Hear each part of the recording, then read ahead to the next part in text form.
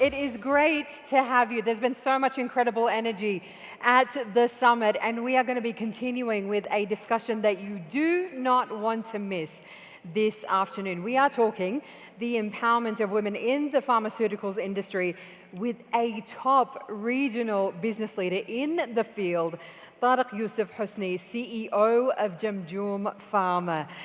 Hosni is a recognized visionary with unique coaching and transformational abilities with a phenomenal track record of challenging business turnaround. He's been in pharma for more than 34 years, doing incredible things at the very top levels and leading companies ranging from $400 million to $1.3 billion in Europe, the Middle East, and Africa.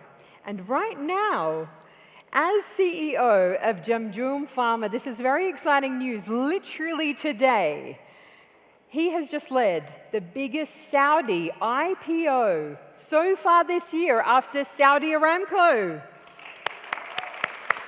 Thank you, guys. Incredible. Thank you, guys. Tarek, Hosni, welcome to the Forbes Women's Summit. This is amazing. Congratulations on the IPO. Thank you very much, and thank you for having me. I must say, although it's late in the day, you guys look so relaxed and cool.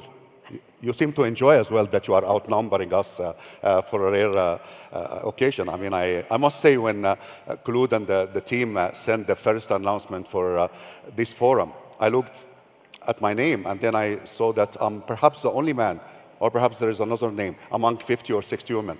So for me, it was like, should I stay or should I go? I mean, this is like, do I want to be outnumbered that much? And I have to confess, I'm really happy that I made the decision to come. Because what I found throughout the day today is that we're not only outnumbered in terms of numerically, but we're really outnumbered in terms of achievements and accomplishments by all of you guys, and testament to all of you, really. And more importantly, we're outnumbered that you have other duties to do that we don't have, that you have done all these accomplishments and achievements with all your duties behind, and it's a great testament to all of you guys. So very happy to be here about the IPO. Yeah. Interesting story. We got the approval for the IPO. We've been working on this for more than 18 months now. So we got the approval December last year. 26th of December to be exact. And if you will remember, last year in Saudi, it was a hype of IPOs, and all of a sudden, October, November, December, things came like this, with the economy, global economy, and everything. So we were thinking, we have now a window of 6 months to go IPO or to excuse ourselves, because the market might not be favorable. And it happened, just happened that I had a meeting in San Francisco in January this year, where like all the top leaders of the pharmaceutical industry, among others, like 5,000 people were in a meeting hosted by JP Morgan. And then here I am talking to some people as a side chat on this meeting, and talking to them about Jamjoom Pharma, what we're doing, and what we are up to achieve. And then I said to them, and I'm thinking to take the company public. I didn't dare to tell them I just got the approval. I was just testing the water. They said, you know what? With all what's happening in the global economy and whatever, Tarek, we don't think it's a good idea. Oh, and by the way, which market are you taking Jamjoom Pharma public at? I said Saudi Arabia. And all of a sudden, the body language changed completely. Oh, no, then, you know what? We're very high on Saudi Arabia. This is MPS doing wonders, and we like the fundamentals of the country, and foreign investors love the country. If you trust the fundamentals of your company as much as we trust the fundamentals of the country, go for it. And that was very reassuring for me, really, to decide. And then I came, and then we said, okay, we'll count on the fundamentals of this place and the fundamentals that we trust in Jamjoom Pharma. And here we are today. I must tell you that as per today, I'm not sharing confidential information. It's public knowledge. We have more than 50 times subscription for the book, and the IPO is said to be one of the best, alhamdulillah, in this year and many other years. Very happy, very happy. Phenomenal. And actually, this applaud is not for me. It's for this country, really, and for the leadership that are really inspiring us to do things that perhaps many other people across the world are not having the same fortune to do it. Very happy to be here, and very happy to be among you, and very happy to really run a company that is Saudi-based. Amazing. And so when we talk about women empowerment, this is what it's about. A lot of companies, they use that word to look like they're doing something for women. But what does it really mean to you as the CEO of Jamjoom Pharma? Sure.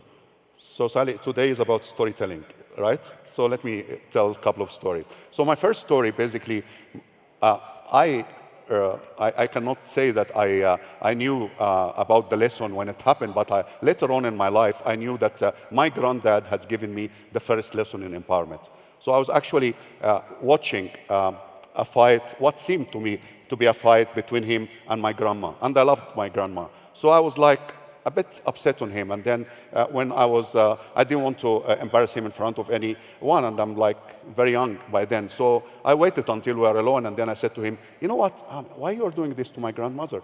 She's so weak and so fragile, and you're taking advantage. And then he was like bitten by a snake. He said, you know what, 2 words you never say about your grandmother and any woman. She's never weak and she's never fragile.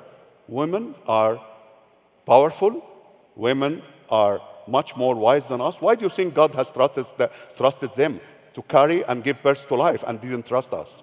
So this is women. I mean, you never make the mistake of thinking that women they don't have the power. Actually, your grandma, no, and it's reality. And then he told me something very insightful. I didn't know, I didn't see it as a kid, which is, you know what? Your grandmother are in control most of the time. What you have seen today was like me venting for myself and taking a little bit of advantage and giving room.